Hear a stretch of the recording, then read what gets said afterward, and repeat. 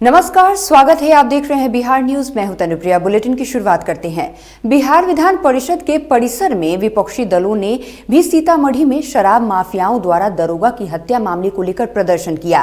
Congress MLC Premchandra Mishra ने सरकार पर आरोप लगाते हुए कहा कि सरकार शराब माफियाओं पर अंकुश लगाने में पूर्णतः विफल है। असंसदीय भाषा का इस्तेमाल किया गया और इस आपत्तिजनक टिप्पणी के बाद जब हम लोग विरोध किए तब भी उनके साथ बाहर में जब हमारे महबूब आलम जो विरोधी दल के नेता हैं, हमारे नेता हैं, उनके द्वारा धक्का मुक्की किया गया।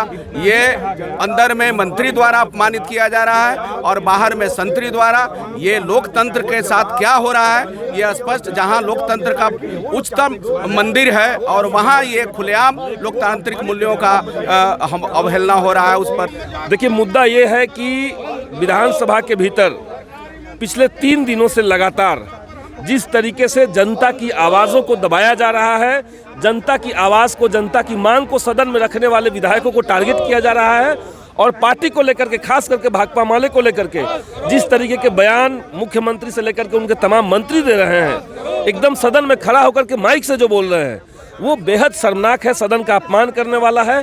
कल जब एक हमारे विधायक ने सवाल उठाया कि ऐसा क्यों हो रहा है कि वृद्धा पेंशन में जिन वृद्धजनों का नाम है उनको भी सरकार पेंशन नहीं दे रही है, ऐसे कई लाखों लोग हैं।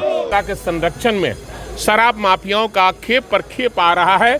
पटना में मुख्यमंत्री के नाक के नीचे 4 करोड़ का शराब पकड़ा रहा है। इनके बॉर्डर पर जो पदाधिकारी तैनात हैं वो क्या कर रहे हैं, मैं जानना चाहता हूं। देखिए, जनसंख्या को लेकर नहीं है मामला, ये है कि मुस्लिम समुदाय को निशाना बनाकर जो बात कर रहे हैं, मैं उनके खिलाफ हूं।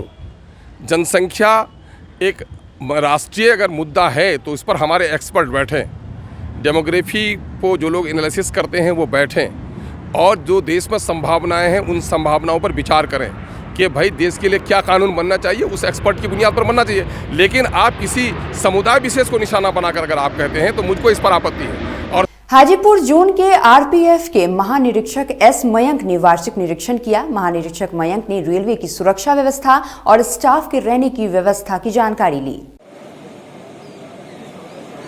जो बेसिक जो रेलवे के सुरक्षा के जो सिस्टम्स हैं यहाँ ठीक काम कर रही हैं कि नहीं, हमारे स्टाफ किस तरह से रह रहे हैं, कोरोना के इस समय में, इस काल में हमारा ये हमेशा इंटेंशन रहा है कि स्टाफ को मैक्सिमम प्रोटेक्शन मिले। साथ साथ चूँकि वो पैसेंजर्स के साथ हमेशा फ्रंटलाइन पे लगातार काम करते आ रहे हैं।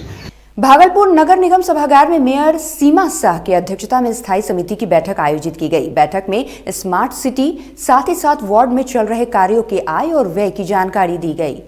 हर बार हम लोगों का प्रयास ये रहता है कि हम लोगों के बीच पूरी पारदर्शिता के साथ जाएं, लोगों के बीच पूरी पारदर्शिता के साथ अपने कार्य को रखें और साथ ही साथ हर सरकारी व्यवस्था के ऊपर आम जनता का एक भ्रष्टाचार के रूप में निगाह होता है कि इस संस्था में, सरकारी संस्था यहाँ भ्रष्टाचार होता है या होता होगा। और बेशक यदि कोई जनप्रतिनिधि यदि ईमानदारी से काम करता है तो वो यही चाहता है कि भैया हम जिस संस्था में, कम से कम उस संस्था के ऊपर भ्रष्टाचार का आरोप नहीं लगे। पूर्व की बैठक का अनुपालन उपस्थित नहीं हुआ। पूर्व के ऊपर जैसे बैठक करते हैं, पूर्व के अनुपालन होते हैं, वो उपस्थित नहीं हुआ, इसीलिए ट्वीट किया गया। जिस दिन लगा के कहना है कि हम 10 दिन उपलब्ध कराएंगे, उसी दिन बैठक होगी। भागलपुर के औद्योगिक थाना पुलिस ने त्वरित कार्रवाई करते हुए अपहृत नाबालिग छात्रा को बरामद करते हुए पुलिस अभिरक्षा में कोर्ट में बीएस करते हुए 164 का बयान दर्ज करवाया। वहीं लड़की के पिता ने बताया कि उनकी बेटी 18 फरवरी को ट्यूशन पढ़ने गई थी और वहां से फिर वापस नहीं लौटी, जिसके बाद उन्होंने अपनी बेटी की गुमशुदगी की रिपोर्ट थाने में दर्ज करवाई थी। लिखित शिकायत मिलने के बाद मामले को गंभीरता से लेते हुए थाना प्रभारी ने त्वरित कार्रवाई करते हुए लड़की को उसके नाबालिग प्रेमी के घर से सकुशल बरामद कर लिया। हो रहा कि हमारे बेटे जो है 18 तारीख और हमको पता चला कि हमारे बेटे को सुबह मारने से कब है। अब ये लड़की को जहाँ से जो है पुलिस जो है आश्वासन दिया, ये तुम लोग दिया जा रहे हैं। हमको तो नहीं मालूम है क्या आगे। बस 7 बजे निकली थी और तभी उसी दिन से गायब, 18 तारीख को उसी दिन से गायब। अच्छा, तो आज जो है ना, आज ये पुलिस थाने में जो है ना पकड़ी गई है वो उसी में। खबर भागलपुर जिले के हबीबपुर थाना क्षेत्र के चमेली चक गांव की है, जहां किराए के मकान में शराब का कारोबार किया जा रहा था। गुप्त सूचना के आधार पर हबीबपुर थाना अध्यक्ष कृपा सागर ने कार्रवाई कर 2 शराब तस्कर को गिरफ्तार किया है। वहीं 20 बोतल शराब जब्त किया गया है।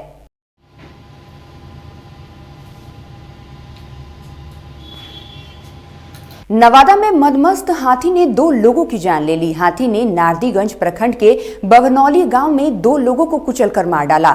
हाथी के आतंक से आसपास के गांव के ग्रामीणों में भी दहशत का माहौल है। नवादा जिला प्रशासन और वन विभाग के वरीय पदाधिकारी ने ग्रामीणों के अनुरोध की है कि अविलंब हाथी को पकड़कर ग्रामीणों की जान माल की रक्षा की जाए। बभनौली कहाँ है? नारदीगंज थाना में ना? नारदीगंज थाना और हिसुआ प्रखंड में पड़ता है सकरा। 2 व्यक्ति का मौत हुआ। दोनों का मौत हो गया। उनका बहुत सानिध्य, बहुत प्यार हम लोगों को अभिभावक के रूप में मिलता रहा था। बहुत दुख है इस बात का। ईश्वर उनके परिवार को इस कष्ट सहन करने की क्षमता दे। और आपके चैनल के माध्यम से मांग करते हैं कि जो सरकार के द्वारा देय राशि प्रतिपूर्ति की राशि हो, आश्रित परिवार को उसका लाभ मिलना चाहिए। 10 बजे ये सूचना प्राप्त हुई थी कि भितिया जंगल है हमारा सिरदला में, और वह जंगल जो है सो बहुत ही बड़ा जंगल है, मतलब काफ़ी जंगल वहाँ जुटे हुए हैं जी। तो हमको लगता है कि वो एक तरफ जो है सो कोडरमा से मिल जाता है, दूसरे तरफ मडी कलौद होते हुए वो गया से मिलता है। तो तीनों जगह का जंगल है। वहाँ पर हाथी ने जो है सो कोई शराब की भट्टी थी जी, जंगल में चला रहे हैं लोग, ये आप लोग भी जान रहे हैं जी। तो उस भट्टी को अटैक किया है, क्योंकि इसको हाथी का सबसे प्रिय भोजन महुआ है जी। तो महुआ वगैरह से लोग बनाते होंगे या चावल से बनाते होंगे जी। अल्कोहल के गन से उस पर अटैक किया तो आदमी भागा बाइक छोड़ करके जी। तो भाग गया। तब वही खबर किया गांव में आकर के कि ऐसे ऐसे जो है सो हाथी आ गया है जी। उसके बाद हम लोग जब गए वहाँ तो पगमार्ग पता चला जंगल के एरिया में जी। तो हम लोगों की एक टीम है जो कि क्विक रिस्पांस टीम बनी हुई है, जो कमिश्नरी लेवल पर रहती है। उसको हम लोगों ने गया से बुलाया। तो उन लोगों के पास जो है बारूद रहता है, जिससे कि पटाखा, मतलब जिससे आवाज़ से वो हटे। और दूसरा एक मशीन है जिससे कि जो आवाज़ करता है, जब उसके पास जानवर जाएगा 50 फीट के दायरे में तो आवाज़ करेगा। तो जैसे ही आपका गांव है तो इसके चारों तरफ लगा दिए तो गांव के अंदर वो नहीं आएगा, गांव में आवाज़ करने लगेगा तो भाग जाएगा। राजधानी पटना के राजीव नगर मेन रोड पर द अशोका रेडीमेड गारमेंट का शोरूम खोला गया। आपको बता दें कि शोरूम के उद्घाटन के दौरान भोजपुरी गायक राकेश मिश्रा मौजूद रहे। वहीं मीडिया से बात करते हुए शोरूम के मालिक ने बताया कि उनके यहां मेंस और वुमेन्स के हर रेंज के कपड़े उपलब्ध हैं।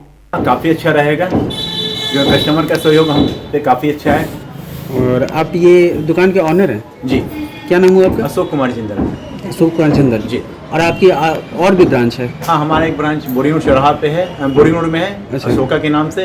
एक ब्रांच राधे लाडली के नाम से है बोरिंग रोड में ही, जमुना और कृष्णा पार्टी के बीच में। और तीसरा ब्रांच राधे लाडली हमारा।